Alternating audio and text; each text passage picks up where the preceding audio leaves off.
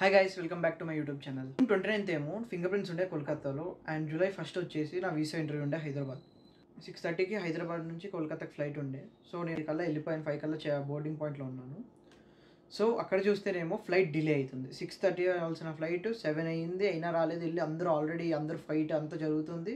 మెల్లిగా వెళ్ళి అక్కడ స్టాఫ్తో అడిగా, బ్రో అట్లీస్ట్ డిలే అయితే అయ్యింది, క్యాన్సిల్ అయితే అవుతుంది. ఇది క్యాన్సిల్ అయితే బిస్కెట్ అయిపోతుంది, రేపు నా ఫింగర్ ప్రింట్స్ ఉంటుంది, వీసా ఉండదు, ఏముండదు, మొత్తం బిస్కెట్ అయిపోతుంది. ఇది ఏంది కథ అని అడిగితే, లేదమ్మా అయితే క్యాన్సిల్ అవ్వదు, డిలే అయ్యింది, లైక్ ఎయిర్పోర్ట్ ఇంకా ల్యాండ్ అవుతుంది, పైలట్ లేట్ అయ్యేది ఏదో చెప్తున్నాడు.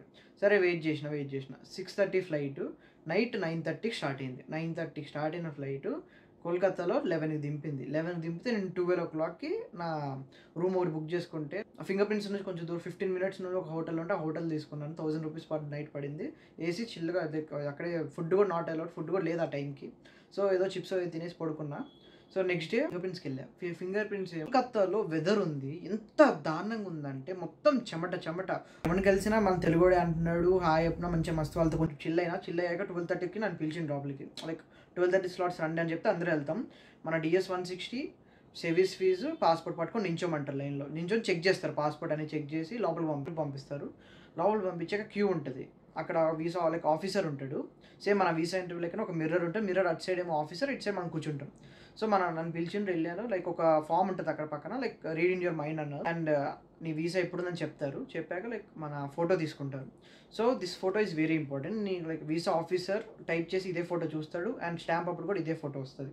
సో ఆ ఫోటో తీసాక ఫింగర్ ప్రింట్స్ మన 4 fingers left and right and thumbs తీసుకొని పంపించేస్తారు. సో కథం, ఇది ఫింగర్ ప్రింట్స్ కథ. దీని బస్ ఆ ఎండ తట్టుకోలేక ఎయిర్పోర్ట్కి జంప్. నేను క్యాబ్ బుక్ చేసుకున్న, డైరెక్ట్ కోల్కతా ఎయిర్పోర్ట్కి వెళ్ళిపోయినా. లాంజ్లో కూర్చొని ఉండే. సరే ఇంకా 5:30 అయింది, మన ఎయిర్ ఇండియా పిలిచారు, వెళ్ళిపోయాను లోపలికి. జూలై 1st ఈరోజు వచ్చేసి వీసా ఇంటర్వ్యూ ఉండే. 9:30కి ఉంది నాకు వీసా ఇంటర్వ్యూ. సో మార్నింగ్ 8 అంటే నాకు ఇక్కడ నుంచి లైక్ 15 minutes అయ్యాయి మా ఇంటి నుంచి. సో నేను మా మమ్మీ వెళ్ళిపోయాను. మమ్మీకి లైక్ చెప్పాను, మమ్మీ ఏదైతే అది అవుతుంది, ఏం టెన్షన్ పడకు, అయితే అవుతుంది, లేకపోతే నెక్స్ట్ టైం చూసుకుందాం అని చెప్పి కాన్ఫిడెంట్గా వెళ్ళిపోయినా. 9కి వెళ్ళేసరికి ఆల్రెడీ మస్తు మంది 500 members దాకా ఉన్నారు బయట. పేరెంట్స్ వెయిట్ చేస్తున్న లైన్లో మస్తు మంది నించొని ఉండే. అంటే ఏందో నన్ను పిలిచారు. లైక్ వెళ్ళిన వెంటనే మన పాస్పోర్ట్, మన సర్వీస్ ఫీ పట్టుకోమంటారు.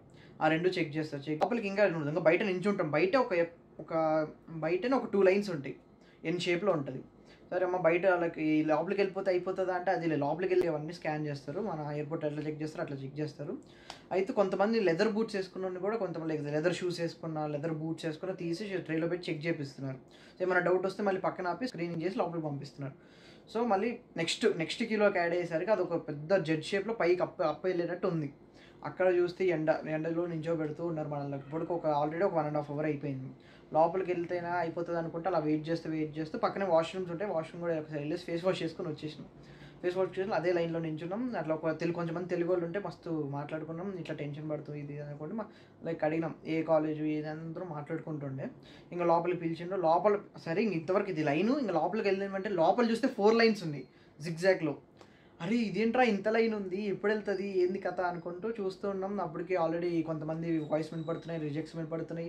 ఫుల్ టెన్షన్ మస్తు అంటే బ్రో ఏమంటే నా ముందు ఇద్దరు ఉంటే వాళ్ళు చిల్లు బ్రో ఏం కాదు అనుకుంటుండే. మన ఛాన్స్ వచ్చేసింది. చూస్తుంటే అక్కడ ఒక అమెరికన్ లేడీ కనపడింది. ఆల్రెడీ 2 రిజెక్ట్ చేసింది నా కళ్ళ ముందే.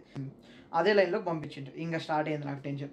అరే ఈమెమో మస్తు రిజెక్ట్లు గుద్దుతుంది, ఏంది కథ, ఏంది పరిస్థితి అనుకుంటే ఇంకా మస్తు ఇద్దరు లైక్ ఒకడేమో F1 వీసానే ఏదో చెప్తుంటే లైక్ తడబడుతూ చెప్పాడు. సో 1 year వెళ్తున్నాడు. సో ఎందుకు వెళ్తున్నావు ఆఫ్టర్ 1 year అంటే ఏదో తడబడుతూ చెప్పిండు.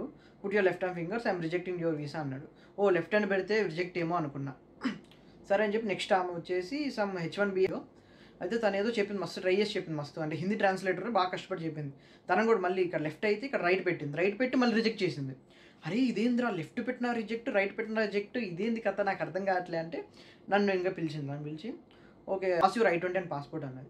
సో పంపించాక where are you heading to అండి. I'm heading to George Washington university for pursuing masters in computers అని చెప్పా. తను అది చెప్పిన వెంటనే ఓ గ్రేట్ అనింది. గ్రేట్ అని వెంటనే ఓకే నెక్స్ట్ చూసింది I-20 చూసి, ఓ యూ గట్ స్కాలర్షిప్ అంటే yes officer I got scholarship అని చెప్పాక okay when is your passed out year అంటే 2024 June అని చెప్పా. సో ఒకసారి అలా చూసి కొంచెం అయ్యాక okay what is your favourite subject during your undergraduate programme అంటే చెప్పా like artificial intelligence and natural language processing అని చెప్తే చూసింది like put your left hand fingers అనింది. టెన్షన్. లెఫ్ట్ హ్యాండ్ పెట్టినా, రైట్ హ్యాండ్ పెట్టినా రిజెక్ట్ అంటుంది. ఇప్పుడు నేను కరెక్ట్‌గా చెప్పాను లేదు, ఇన్ని క్వెషన్స్ అడిగాను తక్కువ రిజెక్ట్ ఏదో కన్‌ఫ్యూజన్‌లో లైక్ 4 ఫింగర్స్ పెట్టాను.